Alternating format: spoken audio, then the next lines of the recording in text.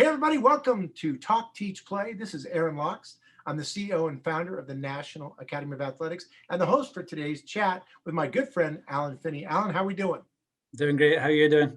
You know what? If life is any better, it'd be illegal. We're all just kind of fighting our own fight, right? Going forward. It's so true. Today's topic is youth sports league structure. So if you're a league coordinator, you're definitely going to want to tune in, but even a parent to try to understand. And our goal is, how do we set it up with a true win-win-win environment? When we say win-win-win, we mean that, of course, the participants, the players win, the coaches win, and equally important, in my opinion, as a parent, is the parents win. So how do we set that up? And Alan, when you and I discussed, there might even be more wins that we'll talk about as we go forward. Mm-hmm. But before we go in, I want a little housekeeping for everybody. If you've already subscribed to the channel, thank you so much. We appreciate the support.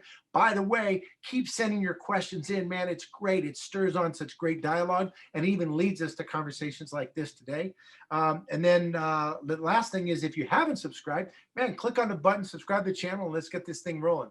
All right. So, Alan, let's start out with, I got to have transparency. You have coached my daughter, Mia, before in soccer, so people know there's a little nepotism in this. But our kids went to school together with Jake, right. And Mason. Kids went to school together, so there's a definite connection. But let's just give everybody a little bit about, other than the fact that because you speak with a foreign language, you must be amazing at soccer. Give me a little bit of background on you. People have never seen me play then. Yeah, so I've been coaching since around 16. Again, the system back home in Scotland is a little bit different from over here. Very little high school, so played club soccer all the way through. At a pretty early age, realised I didn't have the attitude to try and go pro as much as I wanted to, rather than skill. So learned that pretty early. Started coaching when I was around about 16. Got some licenses. Got my degree in sports coaching. Found a pathway to the States. Didn't think this would be a career opportunity for me, and here we are. There you go. It's funny, you know, a lot of people that I'm finding that I'm able to interview and bring on, they started young. My first coaching was coaching it. I was 16, and they asked me to coach the junior high basketball team, in the same city. And what a great adventure! What a great way to start. So you've coached a long time, and you've coached lots of different levels, right? Yep. Yeah, I coached with some professional teams back home. Again, most of the coaching I did was in the youth side of it, you know. Right. Again, especially coming from back home at the time, I won't share my age, but it was a while ago. Predominantly boys, so even coming to the States and coaching girls was a change of pace. That's something that we don't normally, we definitely don't do as much back home. I know that's changing now. Right. But yeah, I mean, coaching at different levels, learning some new stuff. Yeah. Very cool. Yeah. Well, and obviously, as you go through the journey, you're also talking about now is as a parent, because you see it from one end, as a league administrator, because you've worn that hat, as a coach, you've worn that hat, and even as a player. So realistically, I don't know anybody who could have a better perspective than yourself. And I think it's a great fit. And I love the fact that, you know, you've got such a great story, but also just in terms of the inclusion component about how do we develop and set up the goals so that truly everybody does win. And that's kind of what we talk about. So, you know, everybody that's listened knows my philosophy, and I'll just preach real quick again. I'll get up on my high chair. I believe that youth sports, there is no better life skill teaching tool than youth sports. Realistically, there's so many life lessons that can be learned. The fact that it's really based on failure rather than success, and how to rebuild and how to do teamwork and all the different factors. And I really believe that through sports, that's how we learn to express ourselves when you're younger and deal with all these different components. And so that's kind of my thought process on it. I believe that if it's done right, and it is in a lot of places, I know that there's a lot of negative press that's out there that, you know, this is going on in coaching, but the majority of, particularly in the recreational world, it really is about for the love of the game. And for me, I just want kids to have the opportunity to fall in love and play. I played competitive basketball until I was 52 years old, right? I know I look not. I was going to say, you don't look that old. That's right. But my knees are that old, right? They're the ones that told me, absolutely. So thank you. But what about you? What is your philosophy about youth sports? Give me a little detail on that. Well, you know, I actually think that's a really good question that we should be asking new people getting into it, quite honestly. I think for me, my philosophy has evolved throughout the years. I mean, like we say, we've known each other a while. I've coached your daughter, and I think back to probably my coaching style when I was younger, before I was a parent, and it's completely different to my philosophy, my ideas of what we should be looking at now. Right.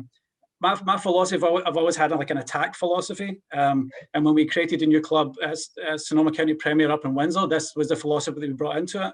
And within that attack philosophy, it was more about redefining what we see as fun for kids and how we gauge success in that. So the attack philosophy is attitude, training, technique, awareness, competition, and knowledge. And within those, wait, you said it fast, slow down, because this is going. If you're taking notes, now's the time to take notes. Yeah. So I got this from, when we were working at Major League Soccer with some clubs. So it's attitude, training, technique, awareness, competition, and knowledge. Wow. So within that attack philosophy, you can build what we've done up in Windsor at Sonoma County Premier, is build a philosophy within to that philosophy. Yes. So that's kind of where I am as a club, and we try and implement that with the coaches. And having a philosophy that like that allows me to hold the coaches accountable. It allows the coaches to hold the kids accountable, and more importantly, Aaron, I think you touch on this a lot, and it's something that I have learned.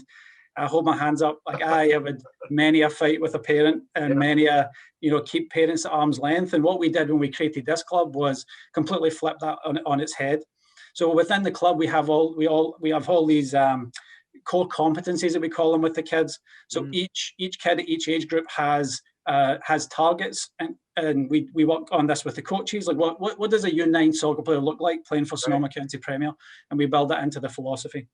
Wow. And once you can hand that to the parents, then the parents know what they're looking for. And we've brought the parents actually into the coaching model that we have at SCP, rather than saying, you guys go and sit on the sideline, shout the wrong things. But you're shouting the wrong things because most clubs don't tell you what you should be looking for. So that's what we've tried to change. Wow. So you're really talking about a whole different level of education and inclusion across the board. With the National Academy of Athletics, we go off of Coach Wooden's philosophy in terms of how our approach is. And it's interesting thinking about, my whole thing has been a three-pronged approach that the coaches, players, and kids, coaches, parents all have to be on the same page. Yep. Right. And so it's very similar, but you've actually brought I can say I stole it, if that's all right. Like, I just it's the same thing.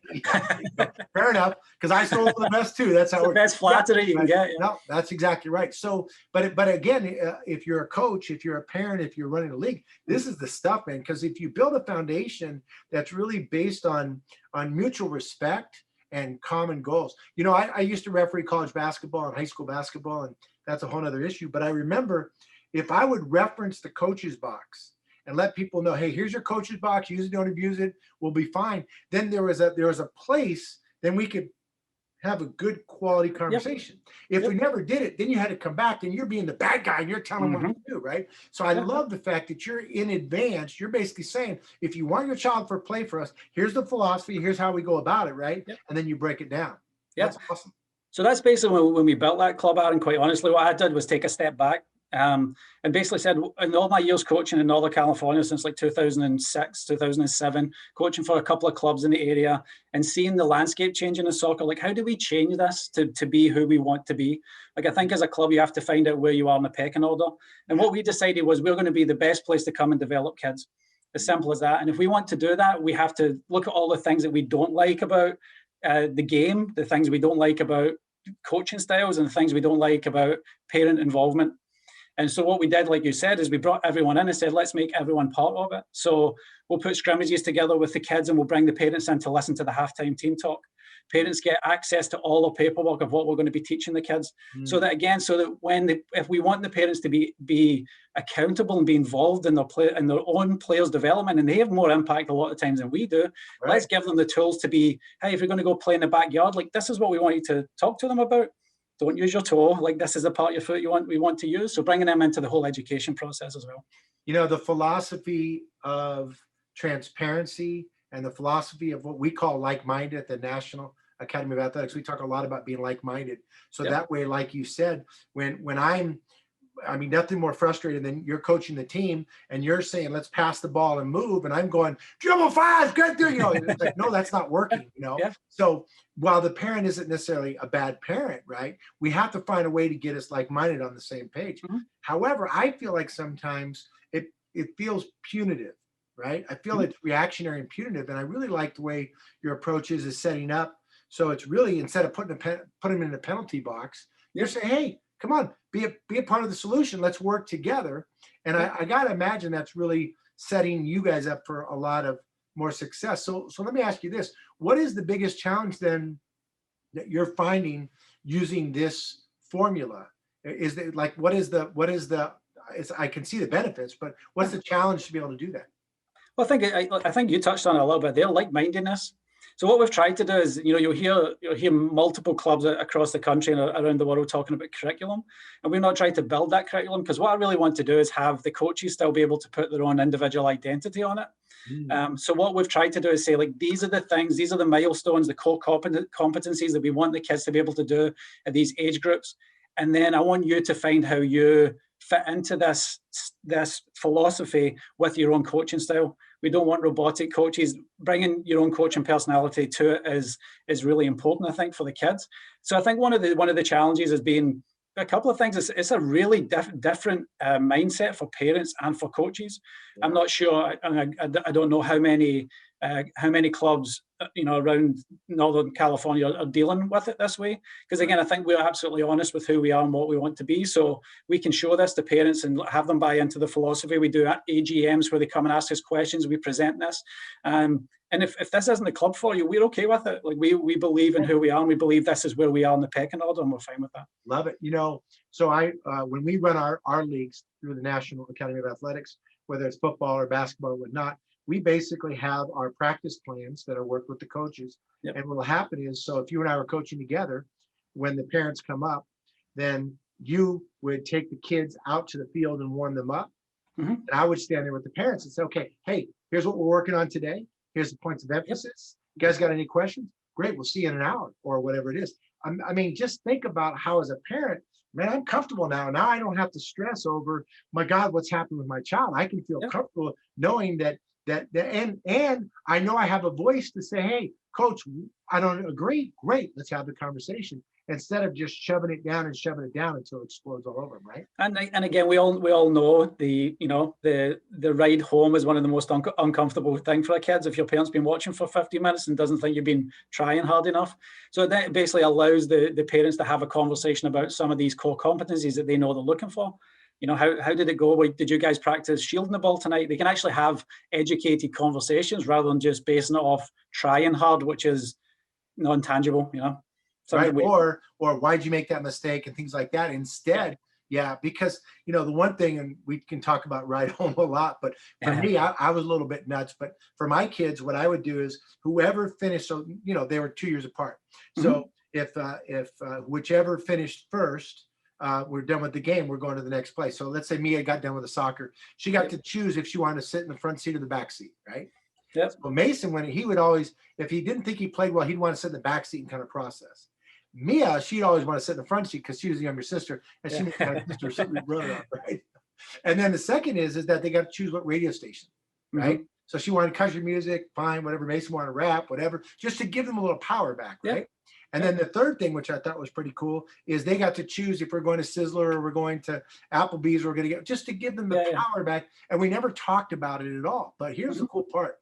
I remember after a basketball game, and it was one of the seasons where we weren't playing very well, having a good year, but Mia said, let's go over to Applebee's, no problem. We sit down, and this is apparent what you want, right? So we sit down, and Mia grabs the pink sugar packets and the white sugar packets out, and she puts the defense that was played against us. And we're like, Dad, why didn't we do this? Yeah. Right? Yes, now we got him, right? Now we got him. That's what we want. Yeah. Absolutely. And that's one of the things we're looking to do again with the kids, is starting to get them involved in the decision-making process again, asking the right open-ended questions. And listen, I'm not on my soapbox either. We've all, as coaches, done some stuff you look back on, you're like, oh, that might not be, and probably still do every now and again. But again, I think if we can continue to get better, that really helps. And again, to get them engaged in the love of the game, Well, and you're talking about more the exception rather than the rule, and it feels like you're creating a true culture. And you're talking soccer, I'm talking basketball and baseball and other sports. It doesn't matter the sport. In fact, if you're, some businesses may want to pay attention to this too, because if you create that culture where there's that transparency and communication and clarity, what else do you want to ask for, right? Yeah. And you're finding success-wise, I'm curious, you know, Coach Wooden's success is a peace of mind of knowing you've done your very best, right? Yep. How do you guys within your club define success? I'm sure there's different levels, but how do you guys define it? Well, it's the same way as you just said. As Coach Wooden says, for me, success is just knowing you came off the field and tried your hardest. And again, like I mentioned briefly at the start, it's redefining fun. And I think we can redefine fun. I actually think the word fun scares parents. Because like, hang on a minute, I'm paying X amount of dollars. I don't want my kid to have fun. I want my kid to go and, sweat and run miles, Right. something they would never do in the game of soccer, but can you just have them run laps? And that's not just some coaches think that as well. So we can kind of try to redefine that goal setting and that fun. So what is it fun? What makes you feel fun? It's process and it's seeing the end goal. That's fun to me. It's seeing like you make a combination of 3 passes, whether that's basketball or soccer. It's seeing the work that you've done through on practice coming to the game. That's fun. So I think the way when we say we redefine what fun was, it was through the core competencies, saying it's fun if we put this plan in action. And let's just say for a U9, the target's 20 juggles. That doesn't mean at 20 you stop. You go to 30, you go to 40, and you're like, right. This is the most fun I've ever had because I'm getting adulation. I'm supposed to have the whole year to do this, and I've now done it in April. I wonder if I can get to the U10 target. So you've set up these goals that are kind of fluid, and you can go to the next level, and they're not set. It's not like you only do these 10. And then we set up practices where we have additional practices for kids that want more practice. That's another thing we've tried to do here is really just find where the middle ground is for everyone, because not every kid wants to practice 10 times a week, and not some kids are okay with 3. So when we all have the same standards of where we have to get to, that middle pack of kids actually raises up. And I find sometimes in sports we focus more on the top 3 kids than we do the 9-10 kids that actually keep the teams alive from U9s all the way through to U16. Right.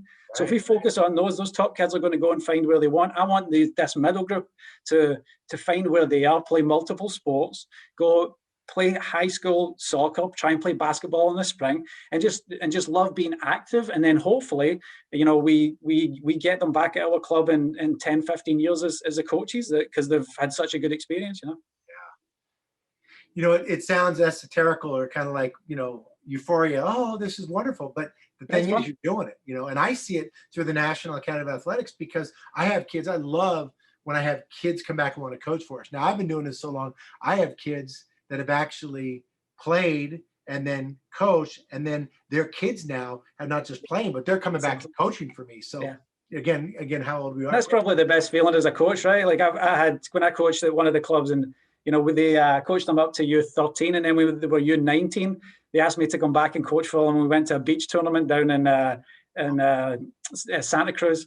And that was like one of the best feelings I've ever had, because it shows that you've had a lasting impact on those guys, and they still shoot me a text every now and again and see how we're doing. So that's really fulfilling. And I still have a connection with my baseball coach from 45, 50 years ago, Coach Islis down in Petaluma. So people are like, what? Awesome. That's just, the impact that coaches have. So I don't even want to get into the negative side of things in terms of what can go wrong. It seems to me that COVID.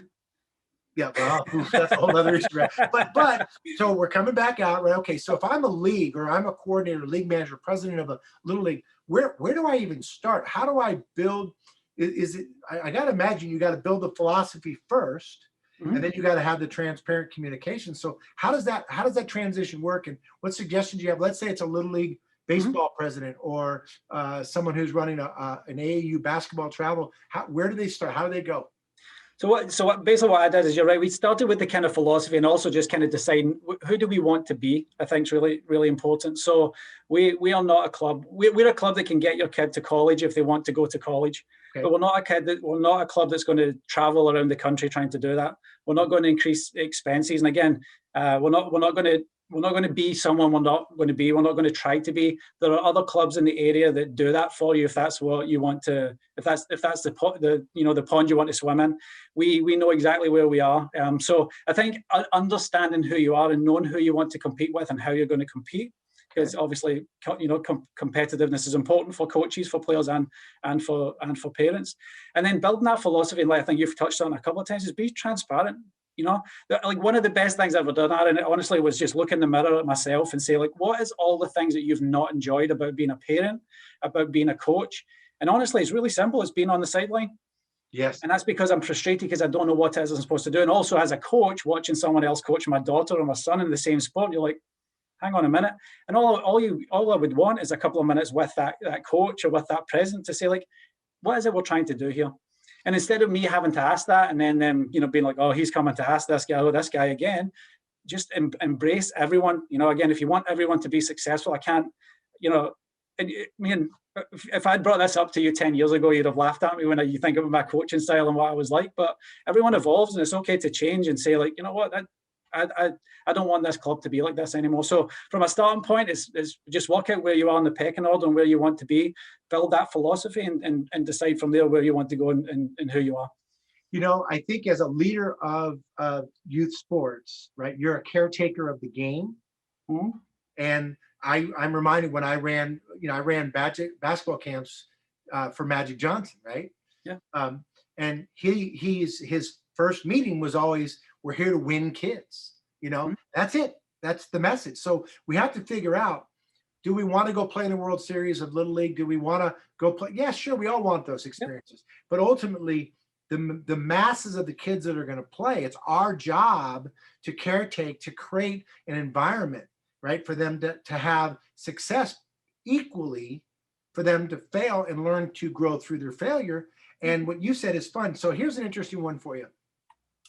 I have some friends that are from a psychological standpoint, from coaching standpoint, all over the place. And I believe that what's happened is competition has become a dirty word in people's minds, because, they're over competitive. I get that. But to me, I'm competitive. If you and I want to play chess, I'm trying to kick your butt. I want to win. Yeah, right? I'm playing to win, yeah. Right, but that's play. If not, that's it, right? That's it. And when it's done, we shake hands, we fist bump, and we move on to the next thing. So how do we find that level? Because here's the struggle right now that I'm seeing. Pre-COVID, the stats were off the charts, and who knows where it's at now. But 61% of kids that signed up to play a sport for the first time after just 2 seasons. The first season, they played, figure it out. Second season, it's over the top. They quit, and the problem is they never go back. So, so how do we get to that place where there's that transparency? It seems like if all the leagues use your philosophy, right, or the philosophy that you've stolen from all the people that put it together, seems like it's a winner, right? Yeah. So there's a couple of things. It kind of goes back. We talked about redefining fun, and we kind of done the same thing with competition. So who's the competition actually against? It's against yourself every time you step on the field. Right. So you're competing against yourself. How can I get better every time I go on practice? And if you have 11 kids on your team that continue to do that, you're going to have more success and you'll have failure. Right. And then going to your question, actually, just about player retention. So one of the good thing about our club, we're not about having massive numbers. We're about quality rather than quantity. We don't, we try and keep our talk about access. We keep our membership as low as possible. We are completely transparent with the money that anyone pays, and we know how challenging that can be for families. We have a large scholarship program. We do a lot of fundraising, that type of thing. But the other thing we kind of flipped on its head an awful lot was just the structure of the club. So I believe, and we know that the statistics with people quitting and going trying other things, which is great, older, but I can only talk from a soccer point of view, and I'd love to get your opinion on basketball. But one of the things what we did is we noticed that in the younger age groups, from the age of 7 and competitive soccer, travel soccer, we have those kids multiple tournaments, multiple weekends away, multiple practices a night. Those kids are missing out on being a kid. So when you take a step back and look at it, we're really surprised when they quit when they're 13 years old, because they've never had a chance to just be a kid. Right. So what we've done with the younger groups is basically, like I said before, the younger groups have 2 practices a week with a third optional. We have a set schedule for tournaments with the youngers. They only go, depending on the age group, they'll only go to 1 or 2 tournaments, and the rest is all local, because we don't need to travel all the way around. So we want these kids playing, but why are we spending a bunch of money? And then all that money is an upfront fee. We don't ask for any additional fees onto what we do. So our parents know exactly what they're getting into. They know exactly when their calendar's set. And then the other thing it does is they then manage to build their life around not around soccer, but they control soccer. Soccer doesn't control them, and we have that all the way up. And basically, at the club, we don't do tryouts up until 11v11. So in soccer now, it's 4v4, 7v7, 9v9. I think Maya came in at that round about that time. So we don't want to do tryouts until 11v11, because at youth 13, they're emotionally developed, psychologically developed to deal with the consequence of not doing what they should be doing throughout the year. One of the, I mean, and again, this came from us taking a step back and looking, like, we had elite soccer players coming to tryouts and couldn't get out of the car, vomiting in the car because they're so nervous. And I'm thinking, well, hang on a minute, what sounds fun about that? Right. This is a kid that knows they're making the team, like they're the best player on the team, like all that stuff we all know, you know, and couldn't come in. And I'm like, well, it's no wonder they don't want to play. So until the kids are emotionally developed enough to actually deal with a setback, and so it kind of all goes back in. We've set the goals at U9s, 10s, 11s. You're on the team, because quite honestly, Aaron, I've always said that if I don't get your kid good enough to go to a tryout the next year with this team, that's not on the kid, that's on the coach. Obviously depending on attendance and things like that. But ultimately, so that's when we build those core curriculums, that's what I'm able to look at. So if I have a little Aaron running around at 8 years old, and he's been with us for a year, and then I go back and he's still kicking with his toe and he's doing, you know, all the quote unquote wrong things, I don't look at Aaron, I go back to the coach and I say, tell me what's going on. We have check-ins with parents as well. Nice. And again, obviously it's been difficult with COVID, you know, but we have these check-ins with parents to say, like, hey, we really need to work on this. So what it does, again, like, it holds everyone accountable. It's not a surprise at the end of the year if we say, hey, you know what, Aaron, I want to talk to you about Maya.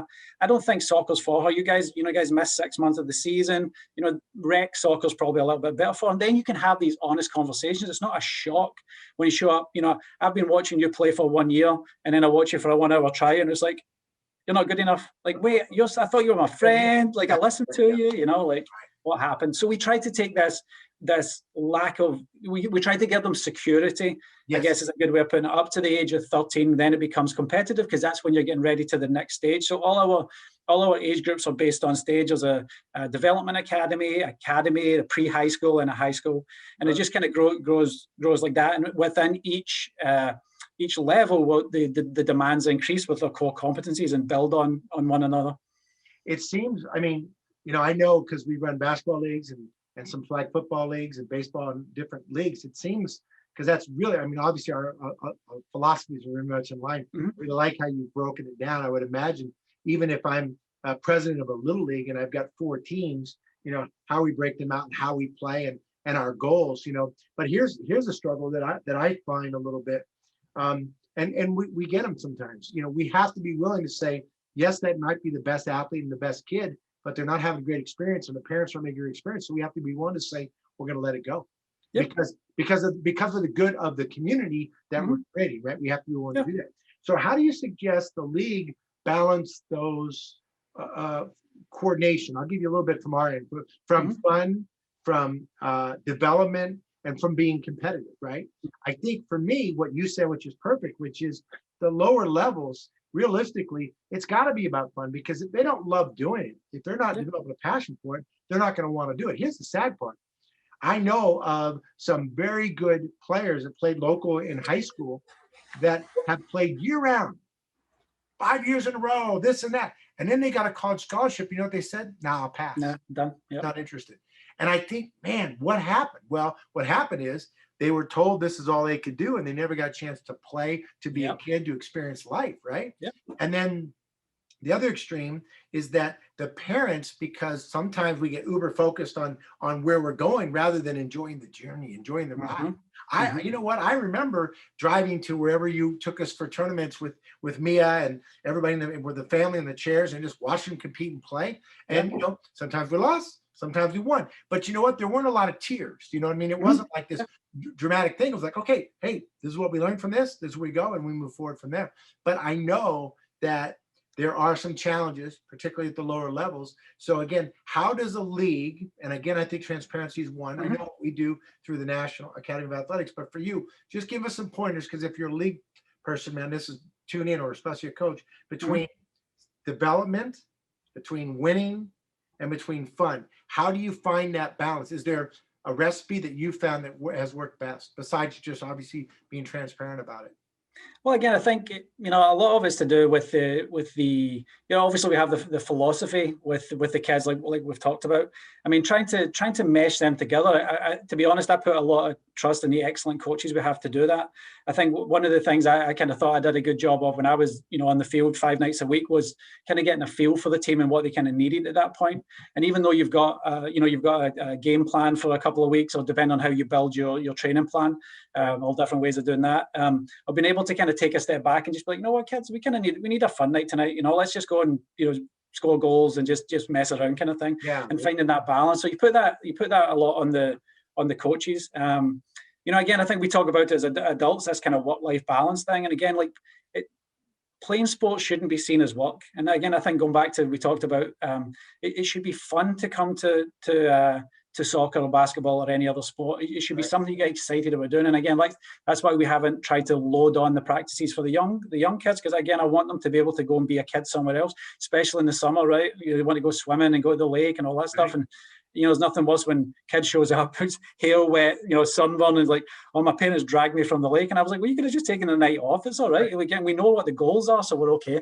But trying to find that balance again, I think, I don't know if there is a magic formula for it. I think it's as a coach being able to feel the best way for your team. Like we've put a structure in place that we believe in, finding harmony within that team. Like you say, Aaron, we believe at SCP, we're not a numbers club. We don't need to finance anything. We don't need the money coming in. All the money we get goes back into the coaches and to the kids and to the parents and all the other things that go into that. And we keep the costs as low as possible. So we've put a good structure in place that we don't need numbers. We don't need the headache. We are all about community. We done the snack shack at the Windsor Town Green thing. Like, we want to be part of the Windsor community, and like I keep saying, know where we are. So yeah, I don't know if I wish I had. That's a really good question. It's going to make me think about it. I'm not sure I have an answer how you find that balance, other than really understanding your team and understanding the players and taking the time to talk to those players and kind of find out what motivates them and really kind of tapping into that as often as possible. I think, though, you kind of said earlier, I want to kind of tap into it as we kind of get ready to kind of close up. But I think, to me, first of all, is making it kind of age appropriate, in terms of the higher levels you go, the more energy you're going to have to put in. But when you talk about accountability, which I know to some people is, oh my God, but there is a level of accountability to do it for the love of the game, which I think is overused, but to make sure that they are having fun and holding your coaches accountable and the families that it becomes that family, because we did have a good family when we were playing with you and everybody together and kind of going forward from there, and making sure transparency is another one. So if you are on a team, there's transparency and understanding. The other one that I thought was fun is just even you being able to, even some games, guess what? I know you like to play defense, but guess what? I'm going to make you a little uncomfortable. Yeah, a little bit. Just to try different things. I think that's part of the growth that has to happen in sport. But if you're a league coordinator, a president of a league, or coaches, I think really you got to sit back and get real clear on your philosophy. Going back to what Magic Johnson said, which is win kids, right? That you have to go down that path. So if you're a parent, kind of my last real question for you is, if I'm a parent and my child is going to play baseball or football or soccer or somewhere, what do I ask? When I come in, how do I know if this is the right organization, whether it's little league or what? Sometimes you have a choice because that's all there is. But if I'm going to play, you as a parent, when your son is going to go play, who do they ask? What do they ask? What questions should they ask? I think that's an open-ended question for depending on what type of parent you want, what the expectation is of your kid, right? Okay. So again, if for me as the coaching director of Sonoma County Premier, if a parent was to come to me and say, why should I come to your club? I would be able to present with this. But if they said, I want my kid to play for the national team, that's not a conversation I'm going to have with them. I'm going to put that in path. If you want to have a coach or another club say, like, I can put them on that path, we're not the one for that, because I'm not going to lie to you. I'm going to be transparent, because again, I'm not about just getting numbers. And again, I think when that first conversation, that first question, you can get a feel for, like, well, you might not be a good fit for us. So again, I think some of the questions you're asking is, what level of play do you want to play at? What is it and I would put the question back on the parent. What do you want for your kid? And find out that from them. As a parent, when I would work with like Jake and Olivia and Tristan, who's cheerleading and stuff like that, or wants to cheerlead, it's the same type of question: is are they going to develop And are they going to play hard? I'd ask about coaching style. I'd talk about the coach, not because it's, again, the club can have a structure, but we all know once they're on the field, it's a different coaching style. So can you tell me more about the coach and what their philosophy is? Because the club has an overall philosophy and structure and what we want, but what's their philosophy and coaching style, which is really important, because again, you have some kids that are going to, let's be honest, some kids are going to be okay with a coach, giving them a little bit tougher love, and then other ones that need a hand on the shoulder. And again, going back to your point, is the coaches need to be able to do both a little bit. Right. So again, that's a really tough question, Alan. I think as a parent, I'd want to know, where I want my kids to be, whether that's in a developmental league or a competitive league, and kind of just work out from there what league I find the best one to fit for my kid. Right. And, ultimately it's going to be the individual. One thing that we have to do as a parent is we have to be more realistic, I think, with who our kids are, including their own nature. Are they competitive? Like you said for yourself, you just didn't want to, you didn't have that tenacity to at the pro level. You're like, hey, I can play, but man, I don't feel like and I get it. What is going to be their passion? Learning, understanding, listening to our kids, even though I do think that every child should play multiple sports as they grow up, but you got to figure out that doesn't say they shouldn't play music or they shouldn't do yoga, or they shouldn't do dance, or all these different things. To me, sports just gives them a chance to learn so much. And what else I'm finding is that parents learn a lot from youth sports as well. Yeah. And unfortunately, they learn a lot of not what to do. But I believe that if the league is transparent, like you said from the beginning, the philosophy you set, I really believe that's a great way to go about it. And one last thing, that's one of the things that we need to remind our parents in every league. Again, like we know the benefits of sports. We know what these amazing sports and coaches and everyone can bring to their kids' life. So it's their job, to support that and remember that, things are going to get tough because that's life, and it's all about working through that and seeing how we can get better together. So again, I think that's one of the other things that to get out there as parents are a huge part of this to make sure the kids are getting everything they can out of it.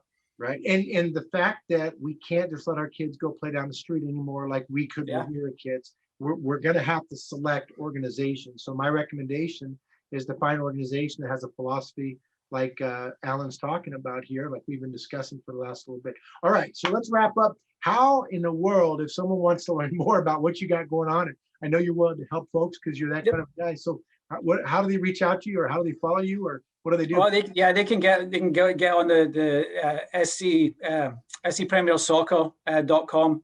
Get my email address on there. Contact me. Happy. Me, Aaron. I'm happy to talk sports all day. Even this wasn't long enough. So. I know it goes quick. Exactly.